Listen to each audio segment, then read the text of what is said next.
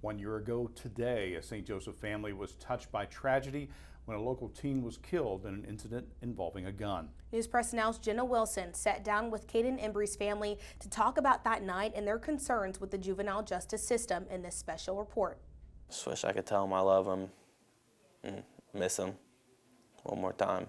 I just miss how goofy he was. 15-year-old Caden Embry was a son, a grandson, and a brother. He was also a student at Webster Learning Center in St. Joseph. But that all changed a year ago on the night of February 28th when family members received a phone call that he had been shot in the chest by his best friend, who was also 15 years old. Embry's brother said he vividly recalls that phone call from the suspect himself, hoping it would be untrue. He called me, I thought it was to call and talk and argue and whatever, but yeah, then he started freaking out and he was like, I just shot Caden in the chest. I was like, what are you talking about? It's like, you better be playing with me. And from there, the family arrived to a scene that they will remember forever. I remember yelling his name, and nobody said anything, so I thought maybe, they took him to the hospital, but I saw him laying on the floor in the living room, and that's when I started CPR. Caden's family was left with many questions, they say, including why they didn't receive a more thorough investigation the night their son was shot right here inside this house that now sits vacant. Let's just say there was no evidence at all given to us. I think that held a lot of the key information to questions that we had, whether they called 911 first. I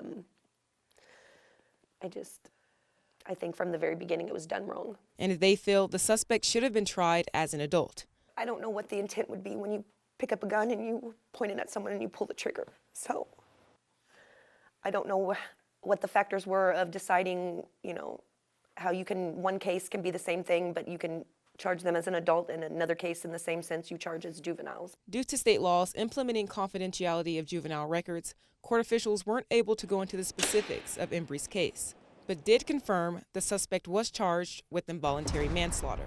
What I think is important for the community to know is that the burden of proof in a juvenile case is the same as a criminal case for an adult that's charged.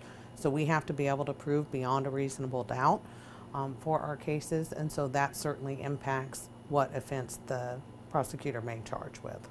Unless charged with a serious felony, juveniles being tried as adults doesn't happen often in Buchanan County. From 2018 to 2023, only 4 youth offenders have had their case transferred to adult court, which includes 3 suspects from the summer of 2023 involving the murder of 15-year-old Carter Smith, who was also a student at Webster Learning Center and lost his life to gun violence as well. Each suspect involved in this case was 17 or older.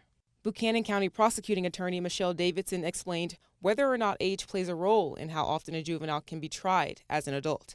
I think the judge is going to absolutely take into account their age, because if it's someone that is younger, the judge is going to try to put them into programs that are available for juveniles. There is the Division of Youth Services that they can be placed in and actually remain in up until they're adults. That is more likely to be something that may work for a youthful offender that's 12, 13, 14. Friends and family of Embry still hope they'll receive the answers they're looking for while living each day thinking of him. I look back at pictures, I talk about him constantly.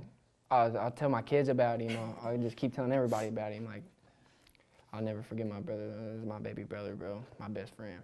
Reporting for News Press Now, I'm Jenna Wilson.